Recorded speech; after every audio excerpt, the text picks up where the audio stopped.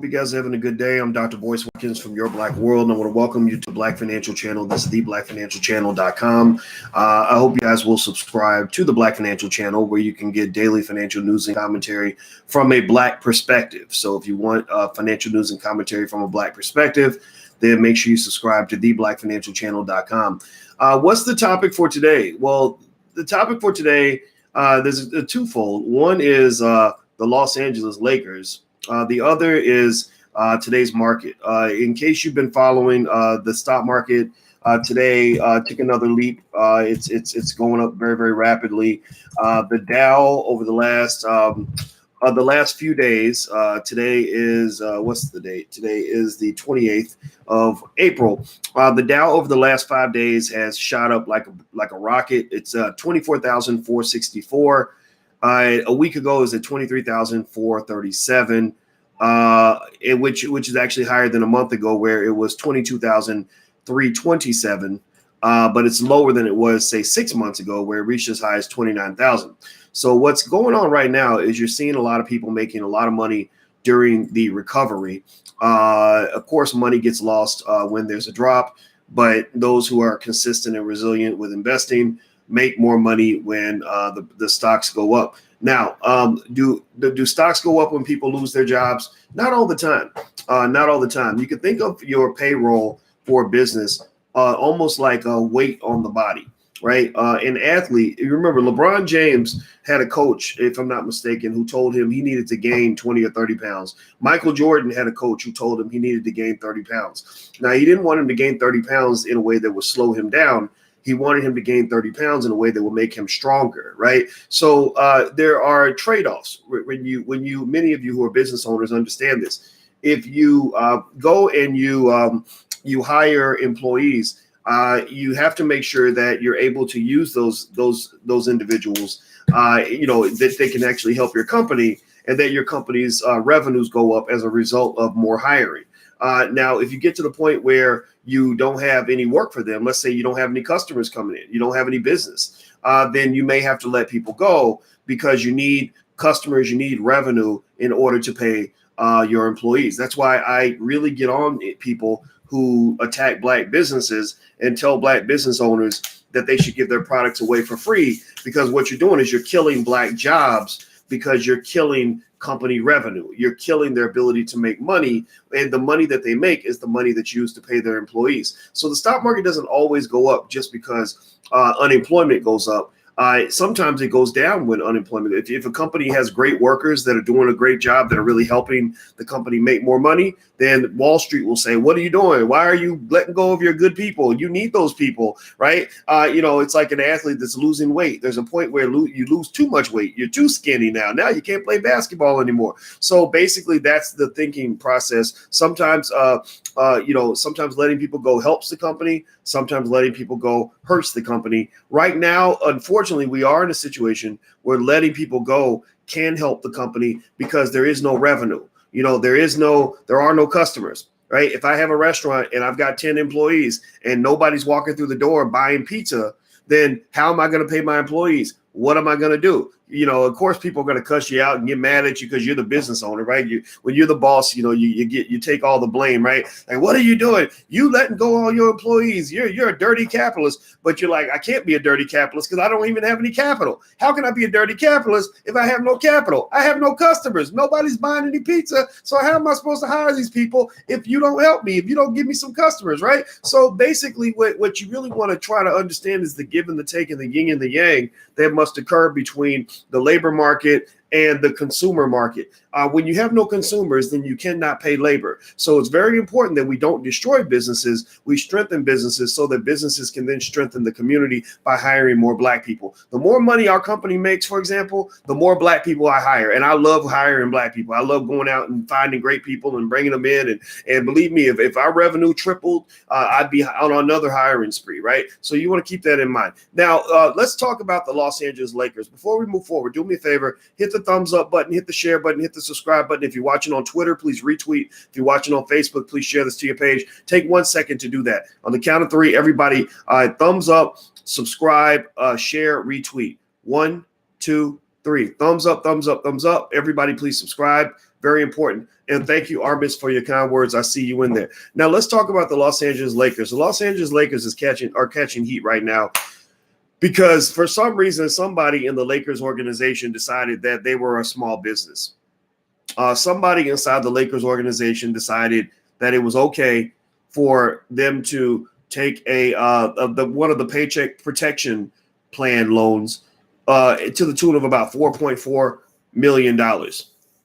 Now, if you want to know why this is absolutely ridiculous, crazy, just absurd, the Los Angeles Lakers are worth about $4.4 billion. The last people that need to be touching any of the stimulus money, any of it, are the billionaires.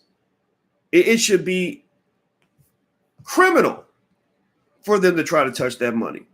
But remember, you got to go look at the top, right? If you look at the Treasury Secretary, Steve Mnuchin, who's giving, what I consider to be pretty fake outrage over this, right? He's like, this is outrageous. This is unbelievable.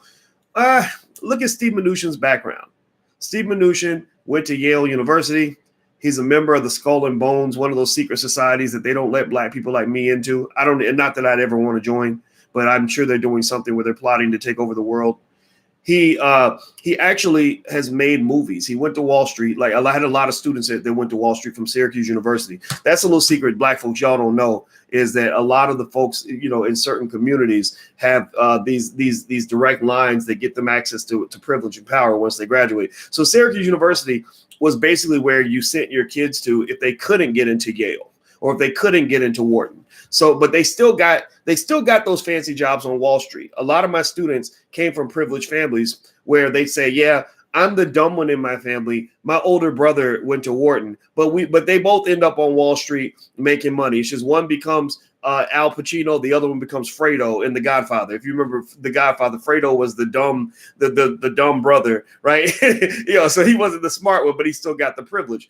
Just like Trump's family. Trump's son, he has two sons. He has I think Donald Trump Jr., if I'm not mistaken, who's the smart one, and then he's got the Fredo, the one with the blonde hair, who's not that bright, right? So basically, Steve Mnuchin.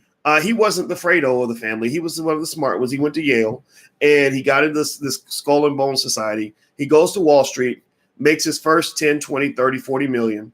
Then he actually gets into making movies, something that I've been trying to get you black folks to really support. And you have. I'm not going to say that you're not supporting that. But when we do Black Movie Night, what we're trying to do is infiltrate that industry because black people are the foundation, the economic foundation for that industry. We go see the movies, we consume more entertainment than anybody else. And I feel that we should have a piece of that pie. I feel that black people should own a piece of that, right? So that's why we're making movies.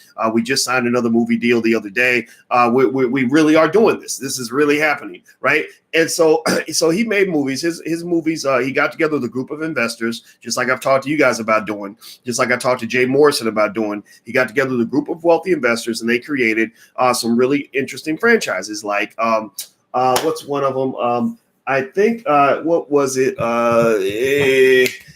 Something in the Marvel Cinematic Universe. I forgot what it is, but I remember seeing the word Marvel. If you create a Marvel movie, you're going to be rich, right? So Steve Mnuchin, makes a ton of money on Wall Street, makes 2 more tons of money in Hollywood. And he's from the Jewish community, by the way. This is how a strong community builds its economic strength and builds its economic leaders and keeps the money in house. So from the Jewish community, he goes to fancy private schools, gets into Yale, gets in the Skull and Bone Society, goes to Wall Street, starts making movies, connects to Hollywood, which is also a pretty Jewish-run organization, and now he's worth $300 million. So you can't really convince me that a guy who has that kind of a trajectory. I study the history of all the interesting people that we talk about, right? Trump, I read his bio going back, his family history about 100 years to understand the Trump family and where he comes from and what his thinking is, right? A lot of these folks, right? So you can't tell me that a guy like a Steve Mnuchin, who's the Treasury Secretary, worth $300 million, who made a bunch of money in Jewish Wall Street and Jewish Hollywood, you can't tell me that he didn't know. This is my point. This is my point I'm getting to. You can't tell me that he did not know that big companies like the Los Angeles Lakers would be digging their hand in the pot first. You can't tell me he did not know that big companies like Ruth Chris were going to go in and dig their hand in the pot first. You can't tell me that he didn't know that over 200 public companies were going to jump in and grab that money. You can't tell me he didn't know that Harvard and Yale would be receiving the money, like if they were direct depositing this money into their bank account, like $10 million. Here you go, Harvard. Harvard was like, we didn't even ask for the money. I don't know if y'all read this. Anybody else read this? They didn't even ask. They're like, we don't want them. Our endowment is $40 billion. We're good. We don't need the money. They literally just gave them the money without them even asking for it. Simultaneously, you have a lot of small businesses out here, and I talk to my accountant, and they tell me what's happening on the street and what's going on the ground. Small businesses out here, a lot of black businesses out here, a lot of black people, a lot of people, struggling people out here who can't touch that money, who can't get access to that money, and it's absolutely shocking. I think that they should be ashamed of themselves. Even the companies that are giving the money back. Shake Shack gave the money back. Well, why did you apply for the money in the first place? The Lakers are giving the money back. Well, why did you apply for the money in the first place? Well, what's happening is a couple of things. One, you must understand, Rahm Emanuel, Obama's buddy in Chicago, Rahm Emanuel had a statement one time. If I'm not mistaken, I believe Rahm said it. I'm going to double check that. He said that you never let a good crisis go to waste.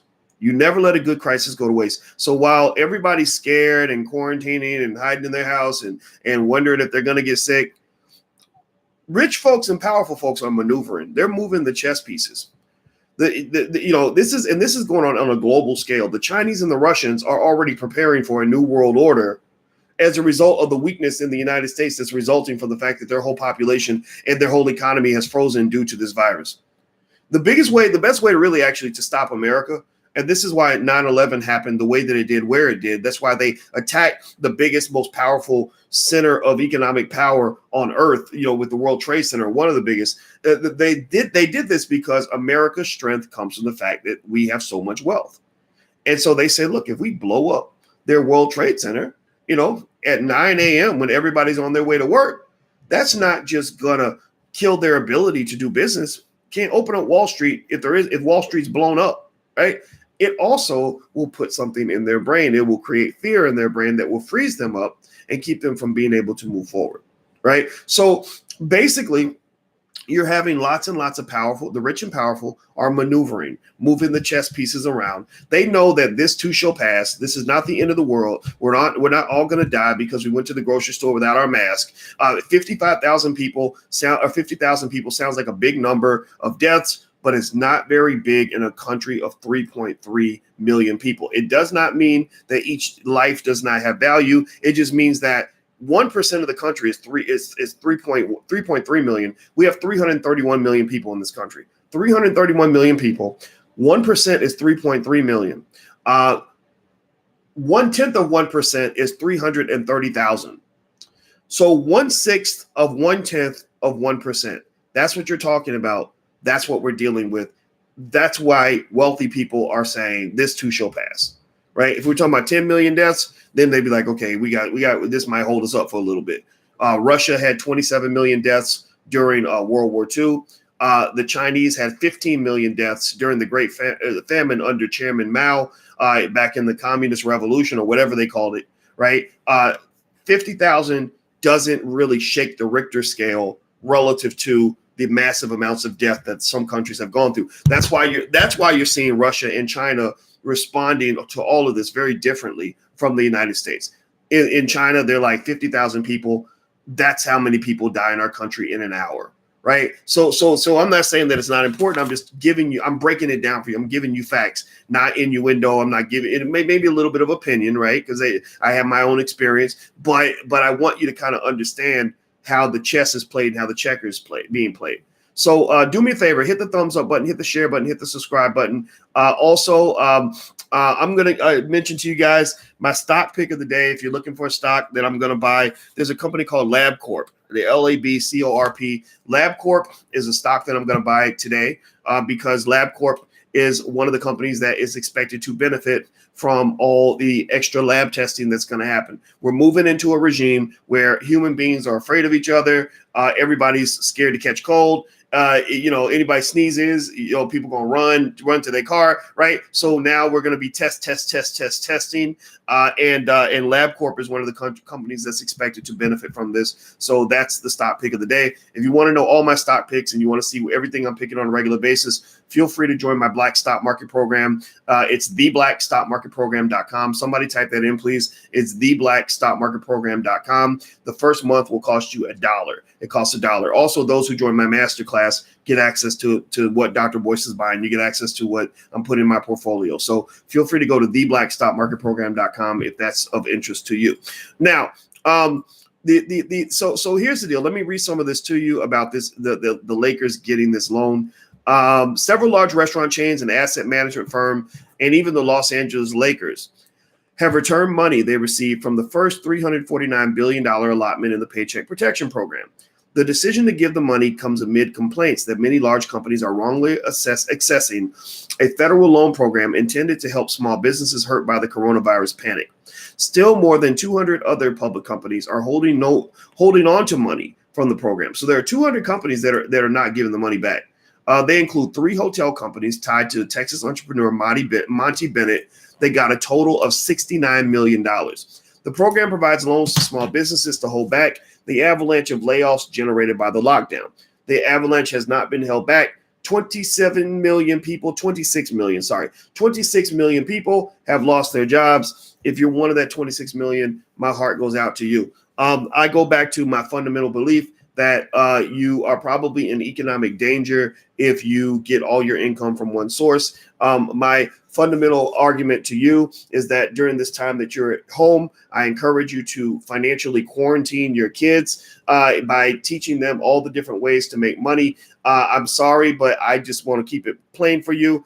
Sure, you can teach your kids to be 100% socialist or communist or something, but even China, a communist country, still operates a lot like capitalists. They still go out and get that bread so that they can protect their communism, because even communism and socialism requires protection from some sort of economic engine that supports what you're trying to do. So I encourage you to quarantine your kids from the effects of predatory capitalism and racism and white supremacy by teaching them about wealth at an early age, by at the very least introducing them to the many ways that wealthy people make money, starting with the 3 pillars of wealth: stock market investing, real estate, and entrepreneurship. Or you can sit back in the corner and just keep complaining about the fact that some people are getting ahead and some people are being left behind. The choice is up to you.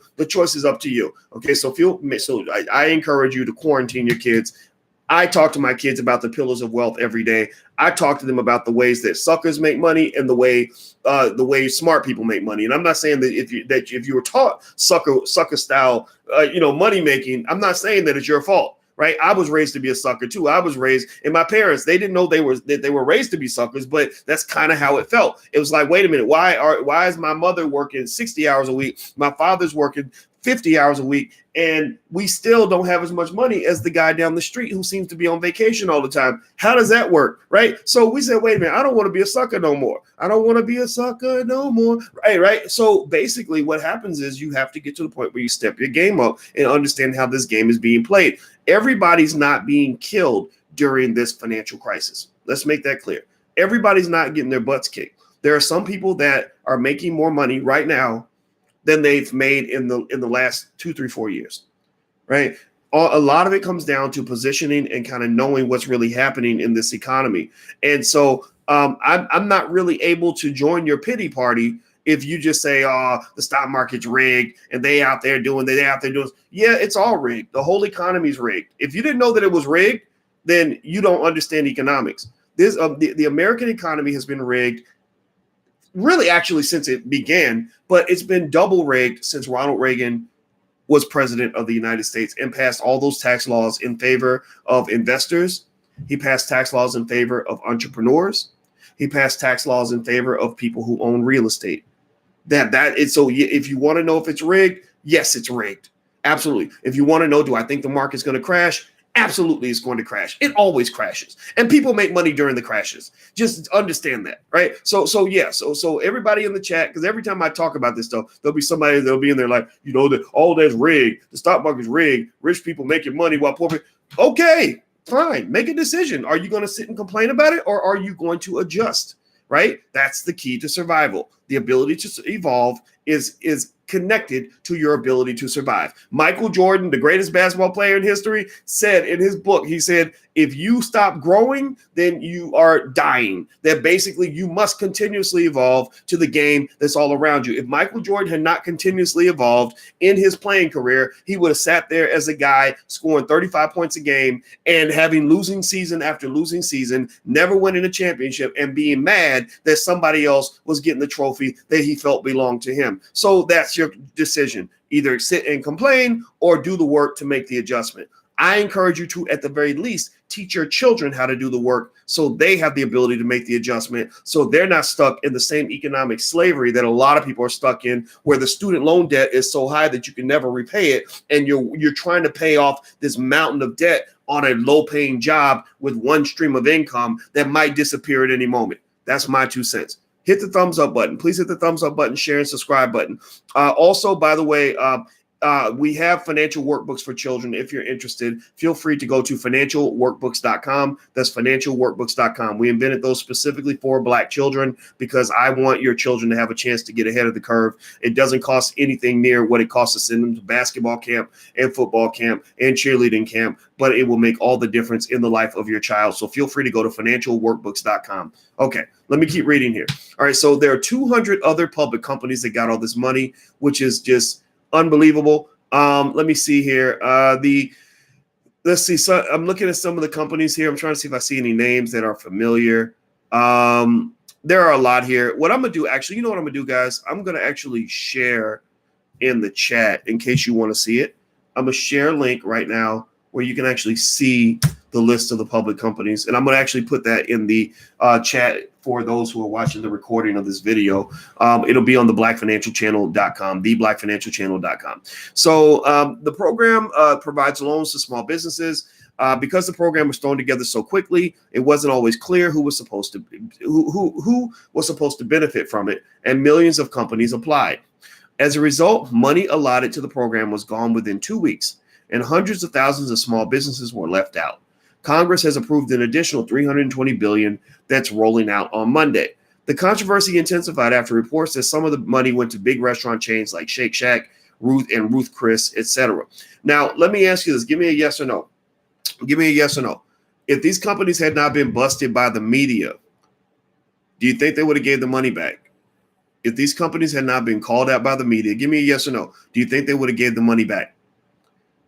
The link, G-Dub, I'm going to put it on the blackfinancialchannel.com, theblackfinancialchannel.com. I'm going to put it in the chat for this video.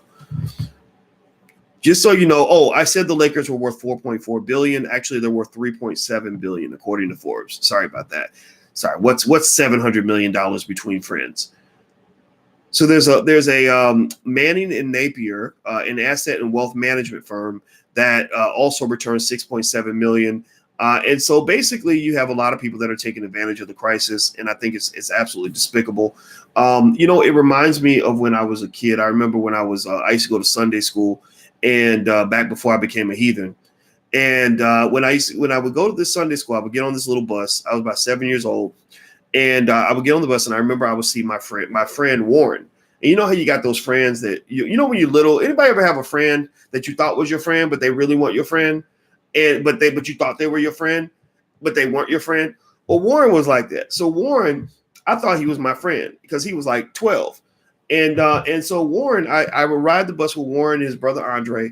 And one day at the church, we had a contest on who can answer the most Bible questions. And the person who won the contest will get to put their money into a bucket full of nickels and pennies, right? And pull out as much money as you could, right? So I was, I didn't know at that time I was kind of smart. I think I'm smart now. Back then I had no idea because all my teachers were telling me I was stupid. A lot of y'all got sons that are going through it in the educational system. I was one of those kids too. Don't give up on your son. He's going to be, there's a good chance he'll be okay. You just got to encourage him and teach him how to be a man. So anyway, I answered the Bible questions and I won the contest.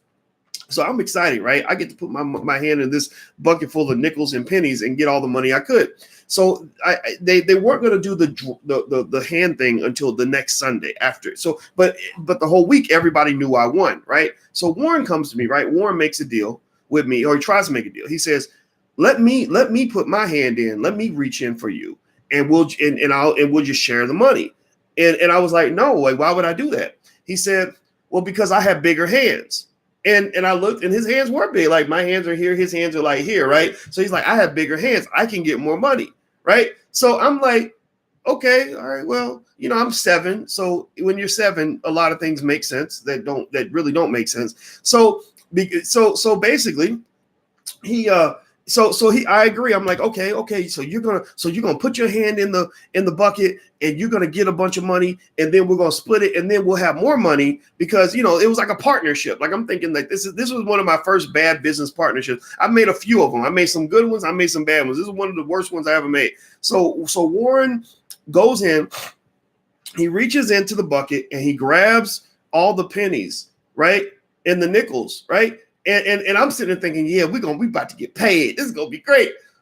So we get on the church bus, and I'm like, hey, Warren, when we gonna split the money?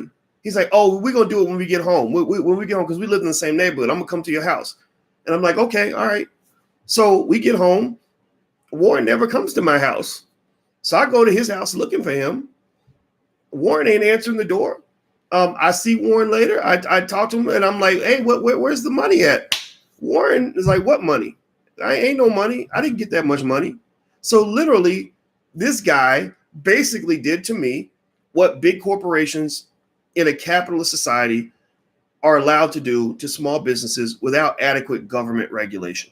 Because there was nobody there to regulate the transaction between me and Warren, to make sure that I got my cut the way we agreed upon, Warren went in and took all the pennies and the nickels, and he kept all that to himself. And I'm mad about that to this day. So if Warren is watching, just know I'm 48 years old, and I'm still pissed off at you. So do not inbox me on Facebook and say, remember me from back in the day? I'm going to ask you to give me my money back with interest. So just know that, right? So basically, that's kind of what occurs. This is one of the downfalls of capitalism, when it's not properly regulated. I think capitalism can stimulate free enterprise. It can blast off an economy. It can create all kinds of opportunity. It can create lots of jobs. But the problem is that when you don't regulate the process, the big dogs eat all the food before the little dogs ever get a chance to eat.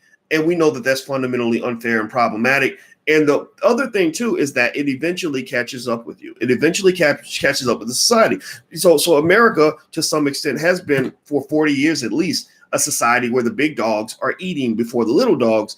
And eventually the little dogs get together and gang up on the big dogs. So that's where your country's going. Your country's going in the direction of people eventually getting sick of it.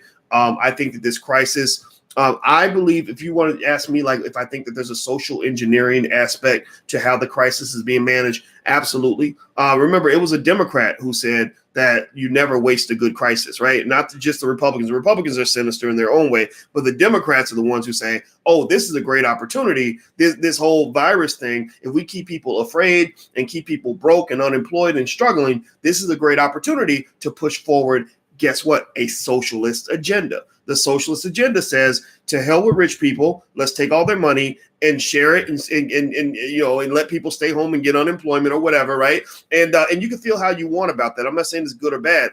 I'm just saying that there's an agenda. And I want you guys to just, for whatever your own personal reasons are, look between the lines. Try to understand what's happening between the lines, because things usually aren't what they appear to be. That's the key idea. Okay, so I'm going to stop talking and get off my soapbox. I hope this conversation helped you. Once again, the stock pick of the day is LabCorp. So feel free to, if that's a stock you want to get also, I just want you to know I'm going to buy this stock because LabCorp is going to benefit from all the lab testing and all that. If you want to see more of the stocks that I'm buying, you guys know my masterclass starts on March 6th. Everybody in the masterclass gets free access to my portfolio where you can see everything that I'm buying. I do regular videos. I do a lot of videos on the things that I'm buying and why. So feel free to go to drboycemasterclass.com. That's drboycemasterclass.com. And you can still join us. We start in a few days, and I hope you guys have a good day. Hit the thumbs up button, share, and subscribe button before you go, and I shall see you soon. Take care. Bye-bye.